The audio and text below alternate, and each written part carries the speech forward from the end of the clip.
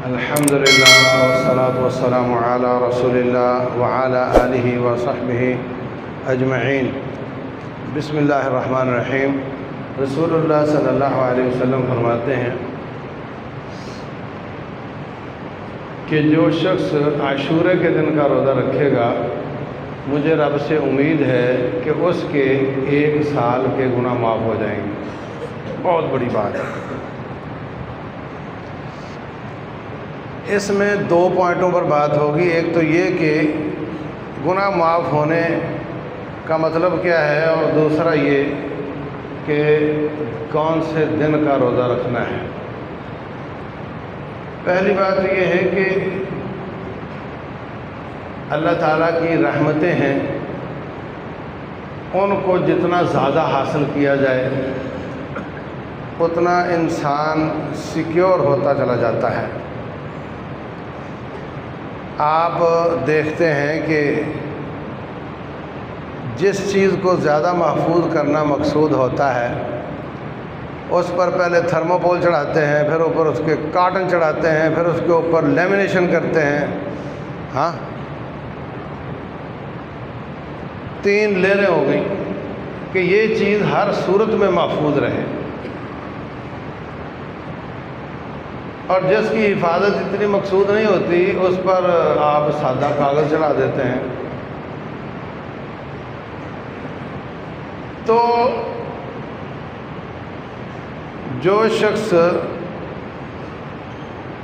عرفات کے دن کا روزہ رکھتا ہے، اس کے پچھلے اور اگلے سال کے 2 سالوں کے گناہ معاف ہو چکے ہیں۔ اب آپ کہہ سکتے ہیں کہ اس سال جو گناہ میرے وہ تو پچھلے سال کے عرفات سے معاف ہو گئے تھے، تو اب اس روزے سے کیا فائدہ ہوگا؟ تو یہ پروٹیکشن کی لیئرز ہیں، زیادہ پروٹیکٹ ہو جائیں گے، زیادہ محفوظ ہو جائیں گے۔ جیسے جج کہتا ہے کہ اس شخص کو 5 دفعہ پھانسی کی سزا ہے، تو وہ مر تو پہلی پھانسی سے ہی جائے گا، تو 4 پھانسیاں کس کو دینی ہیں آپ نے؟ وہ اس لیے کہ اگر اس کے مقتول کے وارث معاف کر دیں تو 1 پھانسی معاف ہو جائے گی، 3 پھر رہ جائیں گی، 4 پھر رہ جائیں گی۔ صدر کو پھانسی معاف کرنے کا اختیار ہوتا ہے، اگر وہ معاف کر دے تو 3 پھر رہ جائیں گی۔ مطلب یہ کسی شکل میں بچنے نہ پائے، اس لیے 5 دفعہ پھانسی کی سزا ہے۔ تو ہم عرفات کے روزے سے یہ سال اور پھر اگلا سال گناہ معاف کروا چکے ہیں، ابھی محرم کے روزے سے پھر 1 سال کے گناہ معاف ہو جائیں گے، تو یہ پروٹیکشن کی لیئرز ہیں، زیادہ محفوظ ہو جائیں، زیادہ جہنم سے بچ جائیں۔ اپنے اور جہنم کے بیچ میں جو آڑ ہے اس کو زیادہ مضبوط کرنے کی ایک کوشش ہے۔ دوسری بات یہ ہے کہ کس دن کا روزہ رکھنا ہے۔ رسول اللہ صلی اللہ علیہ وسلم کے زمانے میں 10 تاریخ کا روزہ رکھا جاتا تھا، اور اس کی اتنی تاکید کی جاتی تھی کہ آپ نے ایک دفعہ اعلان کیا، جاؤ جا کر اعلان کر دو جس نے ابھی تک ناشتہ نہیں کیا وہ اس دن کا روزہ بنا لے، جس نے ابھی تک کچھ نہیں کھایا وہ اس دن کا روزہ رکھے۔ اور صحابہ کرام اپنے بچوں کو بھی یہ روزہ رکھواتے تھے، اور جب وہ بھوک سے لاچار ہوتے تو روئی اور اون کے کھلونے بنا کر ان کو ان کا دل بہلاتے تھے تاکہ شام تک یہ پریشان نہ کرے۔ عاشورے کے دن کا روزہ رکھتے تھے۔ صام یوم عاشوراء و امر بصیامہ، نبی صلی اللہ علیہ وسلم نے خود بھی روزہ رکھا اور حکم بھی دیا کہ اس دن کا روزہ رکھو۔ اب دیکھو، عمل کی تاکید اور قول کی تاکید، اور کہا جس نے ابھی تک ناشتہ نہیں کیا وہ بھی روزہ رکھے۔ 10 سال نبی صلی اللہ علیہ وسلم بولو مدینہ میں رہے، اور آتے ہی جب آپ نے دیکھا کہ یہ یہودی رکھتے ہیں نا روزہ، تو کہا کیوں رکھتے ہیں؟ کہا اس لیے کہ اللہ نے فرعون کو ڈبویا تھا اور بنی اسرائیل کو آزاد کیا تھا، تو کہا ان کی جشن آزادی میں بھی شریک ہوں گا، کیونکہ جتنا ان کا تعلق حضرت موسیٰ سے ہے میرا زیادہ ہے، وہ میرا بھائی ہے، میں اس کی جشن آزادی میں شریک ہوں گا روزہ رکھ کر۔ آتے ہی آپ نے مدینہ میں 10 تاریخ کا روزہ رکھنا شروع کر دیا۔ 9 ذی الحجہ کو یا 9 ہجری کو کسی نے کہا کہ حضرت یہ تو تھوڑی یہودیوں کی موافقت نہیں ہو رہی کہ وہ بھی روزہ رکھتے ہیں ہم بھی رکھتے ہیں۔ تو آپ نے فرمایا پھر میں اگلے سال 9 کا رکھوں گا،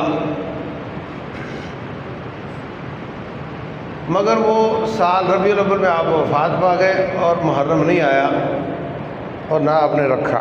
اب میرا سوال یہ ہے کہ اگر یہودی بھی روزہ رکھیں ہم بھی رکھیں، یہ اگر اتنا بڑا گناہ ہو، اتنی بڑی قباحت ہو، عقیدے کی خرابی ہو، تو 9 سال رب اپنے نبی کو اس خرابی پر قائم رہنے دے سکتا ہے؟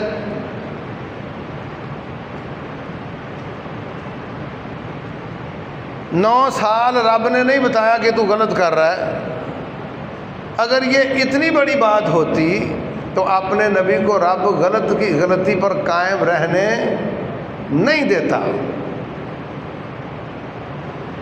یعنی وہ بھی روزہ، ان کی برائیوں میں مشابہت نہ کرو۔ اب اگر وہ نماز پڑھتے تو ہم کہیں ہم بھی نماز پڑھیں، اب وہ پردہ کرتے تو ہم بھی پھر پردہ کریں، یہ کیا بات ہوئی؟ وہ روٹی کھاتے تو کہ ہم بھی روٹی کھائیں، ہم یہودیوں کی مشابہت ہو جائے گی۔ تو اس کو کوئی اتنا بڑا بلندر نہیں سمجھا گیا کہ جو قابل اصلاح ہو، ورنہ 9 سال کا عرصہ بہت بڑا ہوتا ہے، اور اللہ تعالیٰ اپنے نبی کو تو ایک بار بھی کسی غلط کام پر قائم نہیں رہنے دیتا۔ یہی معنی ہے نبی کی معصومیت کا۔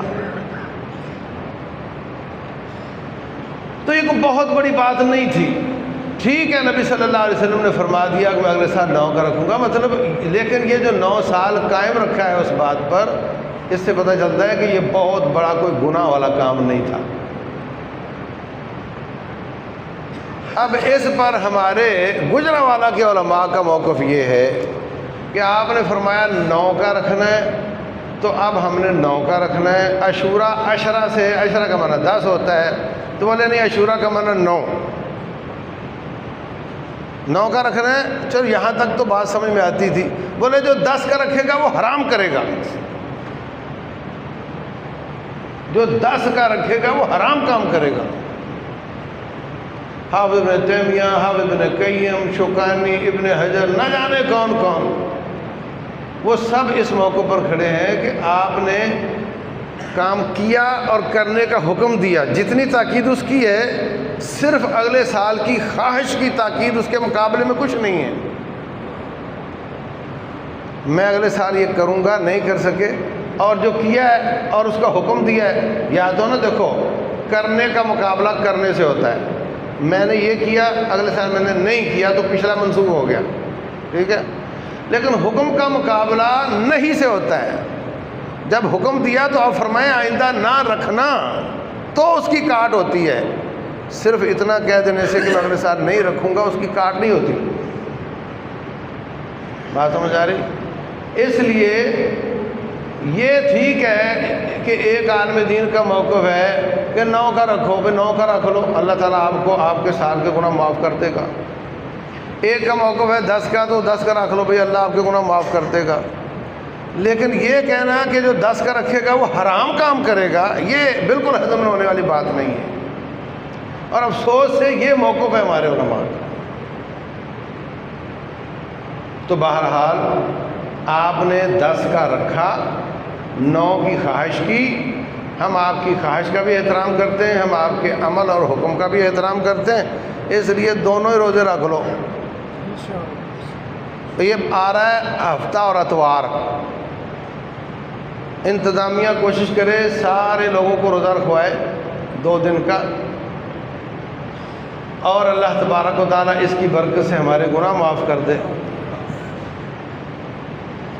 کیونکہ اللہ تعالیٰ کی رحمتوں کے جھونکے ہیں، ان کا عقلی مقابلہ نہیں کروایا جاتا کہ وہ پچھلے سال بھی وہ معاف کر دیے تھے تو اب کیا فائدہ ہوگا۔ اب دیکھو نا، ایک طرف فرمایا کہ عرفات کا روزہ 2 سال کے گناہ معاف کرتا ہے، سنو سنو،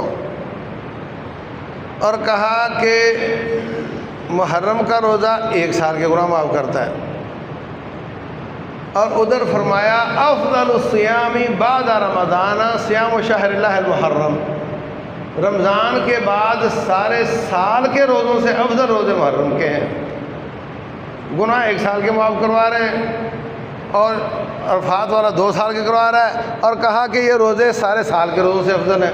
اب کرو عقلی مقابلہ، کوئی بات سمجھ آتی ہے؟